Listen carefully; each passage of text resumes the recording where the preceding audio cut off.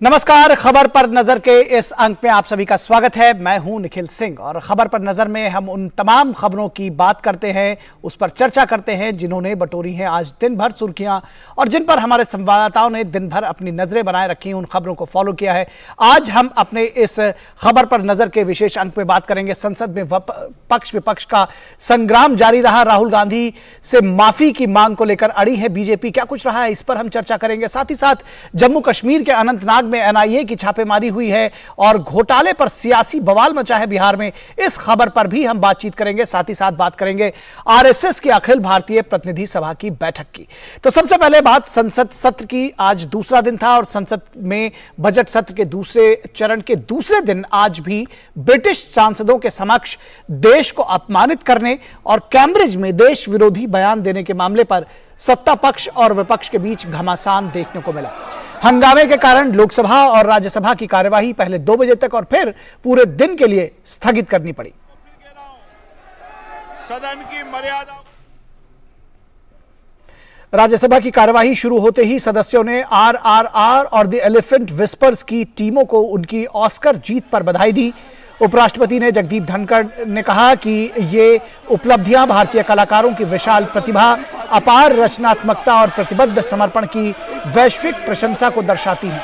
हालांकि बाद में सत्ता पक्ष और विपक्ष के हंगामे के कारण सदन की कार्यवाही पहले 2 बजे तक और फिर पूरे दिन के लिए स्थगित कर दी गई। और राज्यसभा में नेता सदन पीयूष गोयल ने कांग्रेस नेता राहुल गांधी द्वारा विदेश में भारत की संसद के अपमान किए जाने को लेकर उनसे माफी की मांग की। इसके अलावा उन्होंने पूरे संसद के द्वारा उनके खिलाफ प्रस्ताव पारित करने की भी बात कही। पीयूष गोयल ने कांग्रेस का समर्थन करने वाले राजनीतिक दलों से अपील की कि वो ऐसा ना करें, क्योंकि संसद का अपमान करने वाले के साथ खड़ा होना उचित नहीं है। पार्लियामेंट के हम सभी के स्वाभिमान के साथ जुड़ा है। जिस प्रकार से विदेशी धरती में जाके भारत का अपमान किया गया, भारत के सब संस्थानों का अपमान किया गया और विशेषकर पार्लियामेंट का अपमान किया। सर, पार्लियामेंट यानी लोकसभा और राज्यसभा दोनों संयुक्त सदन मिलके पार्लियामेंट है और पार्लियामेंट के हिस्से में देश की पार्लियामेंट का हिस्सा देश की महामहिम। और भारतीय जनता पार्टी के कई सांसदों ने संसद भवन परिसर में राहुल गांधी के बयान को लेकर धरना प्रदर्शन किया और नारेबाजी करते हुए राहुल गांधी से माफी की मांग की। राहुल गांधी का बयान देश का है बयान। राहुल गांधी देशद्रोही है। राहुल गांधी देशद्रोही है। राहुल गांधी होश में आओ, होश में आओ, होश में आओ। राहुल गांधी होश में आओ, होश में आओ, होश में। वहीं भाजपा ने कांग्रेस पार्टी और गांधी परिवार पर सियासी हमला किया। वरिष्ठ नेता और केंद्रीय मंत्री अनुराग ठाकुर ने कहा कि आज भारत एक ओर जहां महाशक्ति के रूप में उभर रहा है, वहीं दूसरी ओर राहुल गांधी विदेश जाकर रोने का काम करते हैं और देश को अपमानित करते हैं। अनुराग ठाकुर ने कहा कि सदन में राहुल गांधी की हाजिरी औसत से भी कम है। एक और सदन चल रहा है, लेकिन राहुल गांधी जी जहां दुनिया भर के देशों में जाकर कहते हैं कि उनको बोलने का अवसर नहीं दिया जाता, अगर देश में एवरेज अटेंडेंस देखी जाए तो उससे भी कम इनकी अटेंडेंस है पार्लियामेंट की।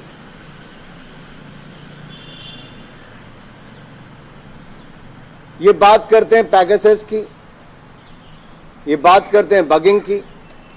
मैं इनको याद करवाना चाहता हूं, ये पैगासस कहीं और नहीं, आपके दिमाग में है। और अगर आपको अपनी सरकार की याद होगी तो उस समय के वित्त मंत्री स्वर्गीय प्रणब मुखर्जी की आपकी अपनी ही सरकार में बगिंग करवाने तक के गंभीर आरोप आपके सामने लगे थे। और इस पूरी खबर पर बातचीत करने के लिए हमारे संवाददाता राजेश राज हमारे साथ जुड़ रहे हैं। राजेश, किस तरह से आज के दिन का आकलन करेंगे संसद पे, क्योंकि आज भी संसद चल नहीं सकी। कुछ एक क्षण अगर कुछ जो अवसर छोड़ दिए जाए राज्यसभा में तो संसद चल नहीं सकी। किस तरह से देखते हैं, पक्ष विपक्ष आमने सामने है, घमासान है और इस बीच में संसद चल नहीं पा रही है?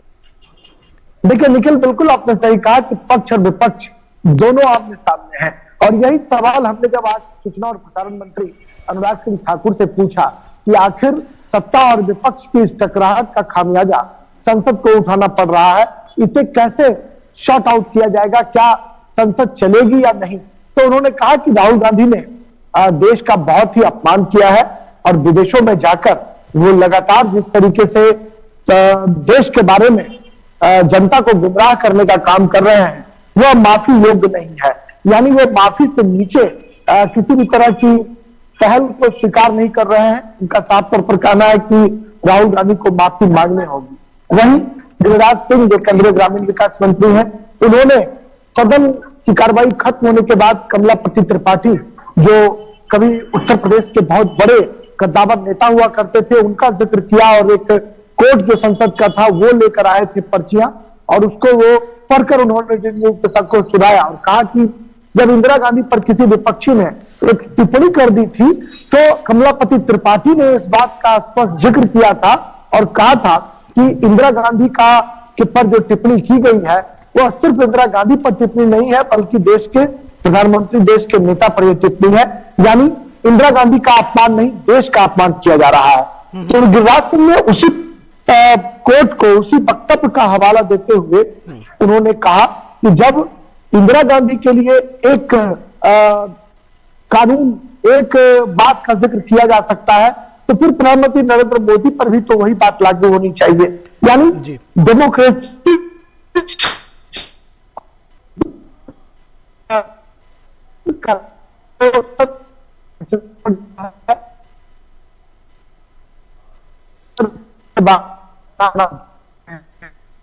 कहीं भी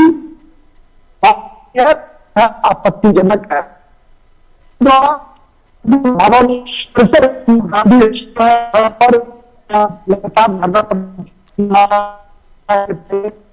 जो सांसद थे उनका भी जो है प्रदर्शन गेट नंबर 4 पर लगातार किया जा रहा था। तो ऐसे में हम कह सकते हैं निखिल कि सत्ता और विपक्ष की टकराहट का खामियाजा कहीं ना कहीं संसद को उठाना पड़ रहा है। अब देखना होगा कि फाइनेंस बिल जैसे महत्वपूर्ण जो विधेयक हैं उनको पारित कराना सत्ता और विपक्ष दोनों के लिए चुनौतीपूर्ण होती है, क्योंकि फाइनेंस बिल के जरिए ही पूरे देश भर की जो अर्थव्यवस्था है वो संचालित होती है। तो फाइनेंस बिल कैसे पारित होता है इस पर तमाम लोगों की नजरें टिकी रहें। जी राजेश, एक बात सीधे तौर पर बीजेपी हमलावर है, वो कहती है कि लोकतंत्र का अपमान किया है विदेश की धरती से, और न सिर्फ ये कहा है कि भारत में लोकतंत्र खतरे में है राहुल गांधी ने, बल्कि कहा कि विदेशी शक्तियां अमेरिका और ब्रिटेन जैसे देश को इंटरवीन करना चाहिए। तो इस बात पर सीधे तौर पर बीजेपी हमलावर है। कांग्रेस का क्या रुख है, क्योंकि वो कह रहे हैं, बीजेपी कह रही है कि हम बिना माफी के मानेंगे नहीं। देखिए, कांग्रेस की तरफ से तो कहा जा रहा है कि अडानी के मामले में चूंकि हम जेपीसी की मांग कर रहे थे, जेपीसी की मांग को दबाने के लिए सत्ता पक्ष के जो लोग हैं वो इस मुद्दे को डाइल्यूट करने की कोशिश कर रहे हैं। और यही सवाल आज हमने गिरिराज सिंह और अनुराग सिंह ठाकुर से हमने सवाल ये किया था कि विपक्ष का ये आरोप है। उन्होंने कहा कि किसी भी तरह के डाइल्यूट करने या मुद्दों से भटकाने की कोशिश जो है वो बीजेपी की नहीं है। हम हर हाल में चाहते हैं कि सदन में चर्चा हो, लेकिन राहुल गांधी जिस तरीके से देश की जनता को लेकर, देश के प्रधानमंत्री को लेकर या फिर देश को लेकर जो अनाप शनाप बयान देने का काम विदेशों में करते हैं, यह बेहद आपत्तिजनक है और उनको माफी जो है वो मांगी जानी चाहिए उनके द्वारा, और माफीनामे से नीचे कुछ भी कबूल नहीं होगा। ऐसे में निखिल हम कह सकते हैं कि जो सत्ता और विपक्ष दोनों की जो हठधर्मिता है, इसकी वजह से हम कह सकते हैं कि आने वाले दिनों में भी सदन में सब कुछ ठीक ठाक न चले तो बहुत अतिशयोक्ति नहीं होगी। बहरहाल सत्ता पक्ष के द्वारा यह जरूर कहा जा रहा है कि हम सदन चलाना चाहते हैं, लेकिन कांग्रेस जो है वो सहयोग नहीं कर रही है। जी, चलिए देखने की बात होगी आगे किस तरह से सदन चलता है। फिलहाल निश्चित तौर पर जो भ्रष्टाचार के मुद्दे हैं और जो राहुल गांधी का मुद्दा है उस पर जो सत्ता पक्ष है वो जवाब मांग रहा है विपक्ष से। बहुत शुक्रिया इस तमाम बातचीत और जानकारी के लिए राजेश राज। और बढ़ते हैं अगली खबर की तरफ। ये भी भ्रष्टाचार के खिलाफ जो अभियान है वो जारी है। जम्मू कश्मीर के अनंतनाग में एनआईए की छापेमारी हुई है और इसके साथ ही साथ बिहार में घोटाले पर सियासी बवाल मचा हुआ है। जम्मू कश्मीर की बात करते हैं। यह अनंतनाग में प्रतिबंधित आतंकवादी संगठनों के प्रमुखों और सदस्यों की आतंकी गतिविधियों से संबंधित मामले में राष्ट्रीय जांच एजेंसी यानी एनआईए कई स्थानों पर छापेमारी कर रही है। इसके साथ ही शोपियां, कुलगाम, पुलवामा और श्रीनगर सहित कश्मीर के कई हिस्सों में एनआईए की छापेमारी चल रही है। वहीं जमीन के बदले नौकरी के मामले में लालू प्रसाद यादव के खिलाफ सीबीआई और ईडी की जांच पर सदन के अंदर और सदन के बाहर बवाल जारी है। आज बिहार विधानसभा में विपक्ष के विधायकों ने जमकर हंगामा किया और उप मुख्यमंत्री तेजस्वी यादव से इस्तीफे की मांग की है। बीजेपी उप मुख्यमंत्री तेजस्वी यादव से इस घोटाले में शामिल होने का उनके ऊपर आरोप लगा रही है। नेता प्रतिपक्ष विजय कुमार सिन्हा ने सीएम नीतीश पर भ्रष्टाचारियों का मनोबल बढ़ाने का आरोप लगाया है। पिछले दिनों ईडी ने मनी लॉन्ड्रिंग मामले में कई जगहों पर रेड डाली थी, जिसमें कई महत्वपूर्ण साक्ष्य सामने आए थे। तेजस्वी यादव ने दिल्ली स्थित अपने 150 करोड़ रुपए के बंगले को महज 4 लाख में कैसे हासिल किया, इस सवाल पर वो चुप्पी साधे हुए हैं।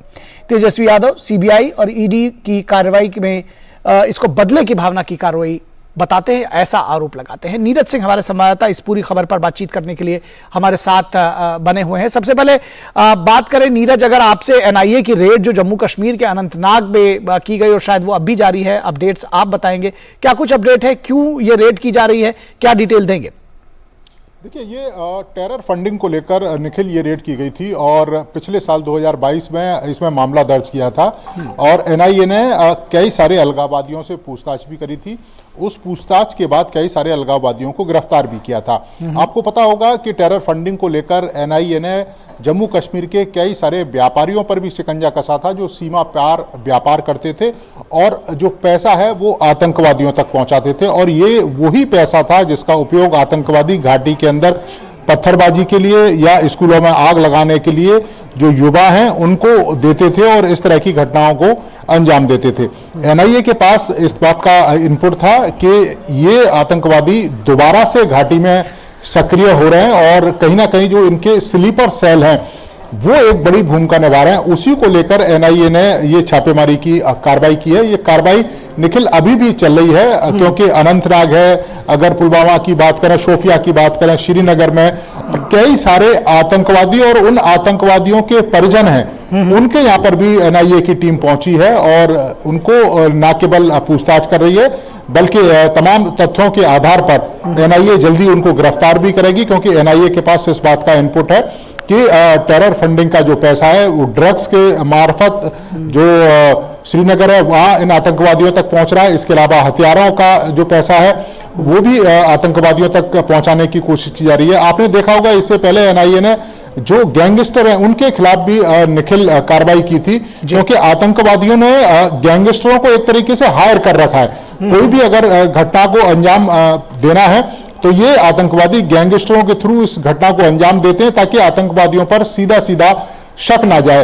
और अगर दूसरी तरफ आप देखें जम्मू कश्मीर में जिस तरीके से सेना ने ऑपरेशन ऑल आउट चलाया उससे जो आतंकवादी हैं वो बौखलाए हुए हैं। इधर ईडी भी लगातार कार्रवाई कर रही है, इनकी जो आर्थिक मजबूती है उसकी रीढ़ को तोड़ने का काम ईडी कर रही है और इधर एनआईए लगातार कार्रवाई कर रही है। तो कुल मिलाकर कोशिश यही की जा रही है कि जो देश की एकता को, देश की अखंडता को और देश के अंदर गड़बड़ी पैदा करने की कोशिश करेगा उसके ऊपर सख्त से सख्त कार्रवाई की जाएगी। गृह मंत्रालय का ये साफ दिशा निर्देश है और एनआईए की कार्रवाई उसी ओर दिखाती भी है जिस तेजी के साथ एनआईए काम कर रही है। एक चीज और छोटी सी इसमें पूछना चाहेंगे, उसके बाद दूसरे विषय पर जाएंगे।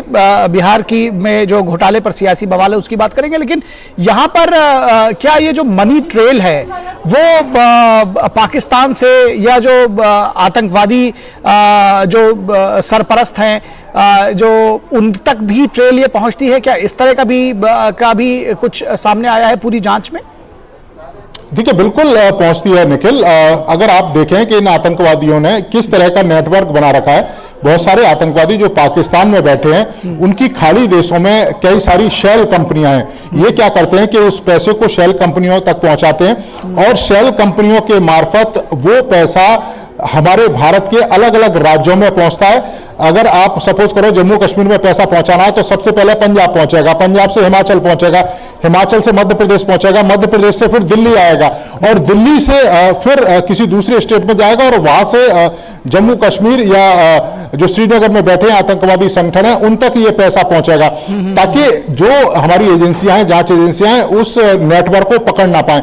लेकिन एनआईए ने और ईडी ने उस नेटवर्क की पूरी चेन को पकड़ लिया है। यही कारण है कि इनके ऊपर लगातार कार्रवाई हो रही है और ये स्पष्ट है कि सीमा पार बैठे आतंकवादी संगठन इस तरह की घटनाओं को अंजाम देने में लगे हैं। जी जी, दूसरी खबर जो है वो बिहार में घोटाले पर सियासी बवाल है। सियासी बवाल तो जो है वो तो है ही है, लेकिन साथ ही साथ तमाम सारे मामले सीबीआई खोल रही है। अब लालू प्रसाद यादव और उनके परिवार पे राउज एवेन्यू कोर्ट के आदेश के बाद 16 मार्च को सम्मन किया गया है और उनकी पेशी है तेजस्वी यादव की। लेकिन जिस तरह से दिल्ली में औने पौने दाम पर बड़ी बड़ी प्रॉपर्टीज खरीदने का मामला सामने आया, किस तरह से देखते हैं इस पूरी जांच को, किस तरह से आगे चल रही है?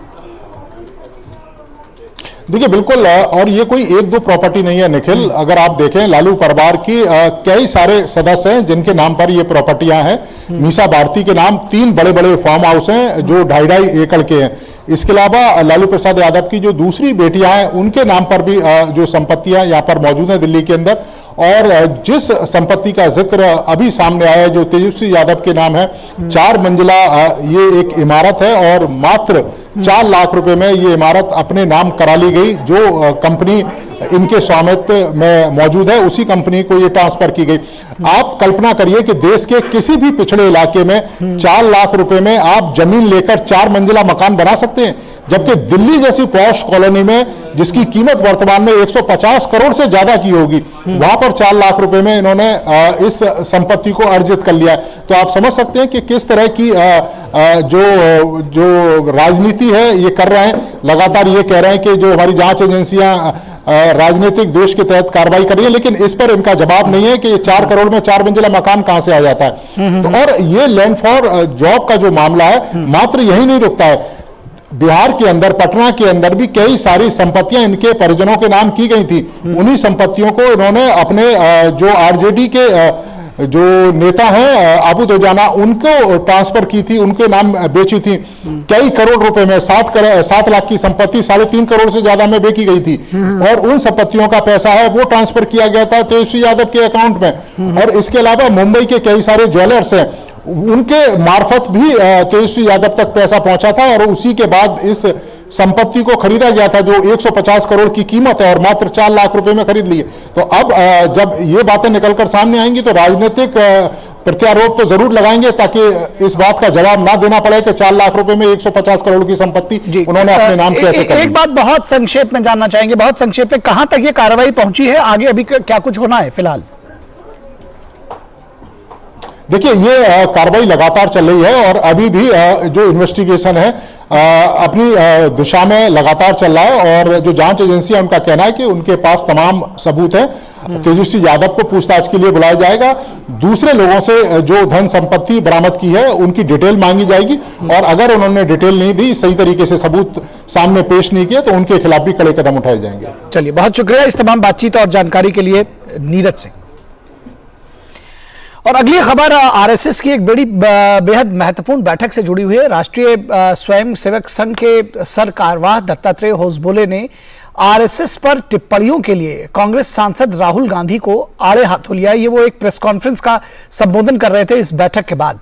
उन्होंने कहा कि राहुल गांधी अपने पॉलिटिकल एजेंडा के हिसाब से चलते हैं। उनके पूर्वजों ने संघ के बारे में बहुत कुछ कहा है। राहुल गांधी को राजनेता होने के नाते ज्यादा जिम्मेदार होने की जरूरत है। वो अपने पॉलिटिकल एजेंडा से चलते हैं। हमारा और उनका कंपटीशन पॉलिटिकल फिर हमारा नहीं है। वो संघ के बारे में कहते तो मैं इतना ही कहूंगा, कांग्रेस के उनके पूर्वजों ने भी संघ के ऊपर बहुत सारे ऐसे किया। देश के लोग भी, दुनिया के लोग भी संघ को अपने अनुभव से देख रहे, सीख रहे हैं। रियलिटी क्या है सबको मालूम है, शायद वो भी जानते होंगे। लेकिन मैं इतना ही कहना चाहता हूं, एक प्रमुख राजनीतिक पक्ष के प्रमुख नेता के नाते you should express more responsibility. और राष्ट्रीय स्वयंसेवक संघ ने समलैंगिक शादी के मुद्दे पर केंद्र सरकार के नजरिए से सहमति जताई है। इसके साथ ही साथ आरएसएस के सरकारवाह दत्तात्रेय होसबोले ने कहा कि विवाह केवल विपरीत लिंग के लोगों के बीच हो सकता है। आरएसएस की अखिल भारतीय प्रतिनिधि सभा की बैठक में स्व आधारित राष्ट्र के नवोत्थान का संकल्प लेने का प्रस्ताव पारित किया गया। प्रस्ताव में कहा कि भारत का नैरेटिव भारत के हिसाब से होना चाहिए। सही इतिहास बताने और सामाजिक दृष्टि से अस्पृश्यता मिटाने सहित 5 अहम विषयों पर काम करने की जरूरत भी बताई गई। दत्तात्रेय होसबोले ने कहा कि आने वाले 25 वर्ष जो है वो अमृत काल घोषित किए गए हैं, उसका स्वागत किया जाना चाहिए। विकृत इतिहास को सामने रखने का काम किया गया है। युवाओं को सही इतिहास बताना बेहद जरूरी है। नई पीढ़ी के जो स्वयंसेवक आते हैं उनके लिए हम प्राथमिक शिक्षा वर्ग लगाते हैं, उसमें 1,21,137 new youth have come. It's 1 week camp, 7 दिन के संघ के शिक्षण वर्ग चलता है। 99% जिला कवर किए हैं। 88.3% ऑफ द खंड वी हैव ब्लॉक संघ शाखा वर्ग। उसके नीचे के जो यूनिट है मंडल, वो हम अभी तक 60% क्रॉस करना चाहिए था। खंड तक तो हमने पूरा कर लिया है। 2023 हमारे टारगेट जो था, बिकॉज ऑफ द कोविड, वो मंडल के स्तर को हम अभी पूरा करना बाकी है। और इस पूरी खबर पर बातचीत करने के लिए हमारे संवाददाता शैलेंद्र मिश्रा हमारे साथ बने हुए हैं। शैलेंद्र, सबसे पहले तो जो स्टेटमेंट उनका आया दत्तात्रेय होसबोले का राहुल गांधी पर, उसको थोड़ा विस्तार दीजिए। क्या कुछ उनसे पूछा गया था, क्यों यह विषय आया, और क्या कुछ कहा होसबोले ने, किस तरह से देखते हैं इस स्टेटमेंट को राहुल गांधी के बारे में? देखिए, कांग्रेस के नेता राहुल गांधी ने संघ को लेकर जो कुछ कहा बीते दिनों में दुनिया के अलग अलग जगहों पर जब वो गए, और जब हम जानते हैं कि संघ को लेकर जब उनसे सवाल पूछा गया या फिर संघ पर अपने विचार रखते हुए उन्होंने जो बातें कही, उस पर सवाल पूछा गया था कि राहुल गांधी की राष्ट्रीय स्वयंसेवक संघ को लेकर जो टिप्पणी की गई, राष्ट्रीय स्वयंसेवक संघ की जो तुलना की गई किसी ऐसे संगठन से जिसको लेकर हम जानते हैं कि आमतौर पर ये एक राय है कि राष्ट्रीय स्वयंसेवक संघ की तुलना ऐसे किसी संगठन से नहीं की जा सकती। तो ऐसे में जब ये सवाल पूछा गया, तब दत्तात्रेय होसबोले ने कहा कि दरअसल राहुल गांधी को बयान देने में अधिक एक तरह से देखें रिस्पांसिबिलिटी की ज़रूरत है, यानी उन्हें अधिक जिम्मेदारी की ज़रूरत है, चूँकि वो एक प्रमुख राजनीतिक दल के नेता हैं।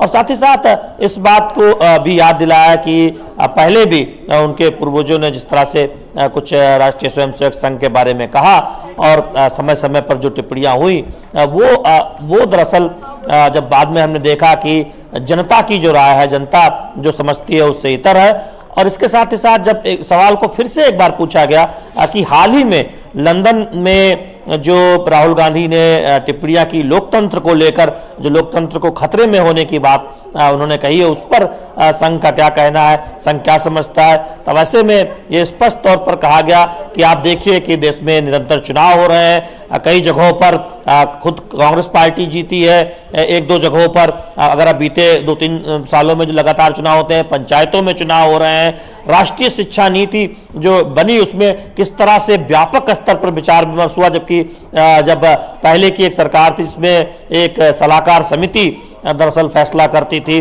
और आपातकाल जिस पार्टी ने लगाया उस पार्टी के नेता को लोकतंत्र के बारे में क्या कहने का हक है। तो यहाँ तक जवाब में कहा गया। तो निश्चित तौर पर राहुल गांधी को एक नसीहत भी दी गई कि वो बयानों में अधिक रिस्पांसिबिलिटी से अपने बयान दें, और साथ ही साथ कांग्रेस के शासनकाल में आपातकाल लगाया गया था, कांग्रेस के शासनकाल में क्या होता था, ये भी इशारों में कहा गया। तो निश्चित तौर पर हम जानते हैं कि इस मुद्दे पर आप देखें, बीजेपी जहां आक्रामक है संसद के अंदर और संसद के बाहर में प्रदर्शन कर रही है, और राहुल गांधी से माफी मांगने की मांग की जा रही है। सूचना प्रसारण मंत्री अनुराग ठाकुर ने तो यहां तक कह दिया कि क्षमा यात्रा राहुल गांधी को निकाली जानी चाहिए। और आज जब यह मुद्दा उठाया गया प्रेस कॉन्फ्रेंस में, जो प्रतिनिधि सभा की बैठक के बाद राष्ट्रीय स्वयंसेवक संघ की जो प्रेस वार्ता हुई, उसमें जब राहुल गांधी की संघ पर हुई टिप्पणियों को लेकर जवाब पूछा गया, तब इसमें जवाब में सब बातें जी। एक और बात संक्षेप में जानकारी आपसे चाहेंगे। एक प्रस्ताव पारित किया गया जिसमें कहा गया कि अनेक शक्तियां निहित स्वार्थों और भेदों को उभारने का काम कर रही है, समाज में विघटन का काम कर रही हैं और ऐसी शक्तियों से सजग रहने की जरूरत है। कौन सी शक्तियों की बात कर रहे थे, क्या कुछ है ये? देखिए, राष्ट्रीय स्वयंसेवक संघ की प्रतिनिधि सभा की बैठक में जो प्रस्ताव पारित हुआ है उसमें यह कहा गया है कि देश में बहुत कुछ पॉजिटिव है, उससे बताए जाने की जरूरत है, लेकिन साथ ही साथ हमेशा ऐसी शक्तियां काम करती हैं जो विभेद बढ़ाने का या फिर एक तरह से अनास्था पैदा हो इस पर काम करती रहती है। तो इन शक्तियों से सचेत रहने की जरूरत है, क्योंकि इस तरह की शक्तियां कभी न कभी अपने तौर पर एक काम करती है और उनके बारे में जनता को सचेत करें, जनता को जगाएं कि जो देश के अंदर बहुत कुछ अच्छा हो रहा है, हम एक मजबूत राष्ट्र के तौर पर निरंतर आगे बढ़ रहे हैं, वैश्विक स्तर पर हमारी छवि बेहतर हो रही है, तमाम उल्लेखनीय काम हो रहे हैं। तो उसके बारे में ज्यादा से ज्यादा लोग जाने, भारत का नैरेटिव बदले और साथ ही साथ ऐसी शक्तियां जो विघटनकारी शक्तियां हैं, जो अराजकता फैलाना चाहती हैं, उनसे सचेत भी रहने की जरूरत है। तो ये बहुत विस्तार से बैठक में जो प्रस्ताव आया उसमें इस बात का जिक्र किया गया। जी, बहुत शुक्रिया शैलेंद्र इस तमाम बातचीत और जानकारी के लिए। साथ ही साथ दत्तात्रेय होसबोले ने और इस पूरी प्रस्तावना में यह भी कहा गया कि जो इतिहास है उसको दोबारा लिखे जाने की जरूरत है, जो नैरेटिव है उसको बदलने की जरूरत है, क्योंकि जो फेक नैरेटिव है वो सब खासतौर पर युवाओं के बीच में जो अब तक फैलाया गया हो उसको ठीक किया जाना चाहिए। तो खबर पर नजर के इस अंक में बस इतना ही। हमारी पूरी टीम को दीजिए इजाजत। नमस्कार।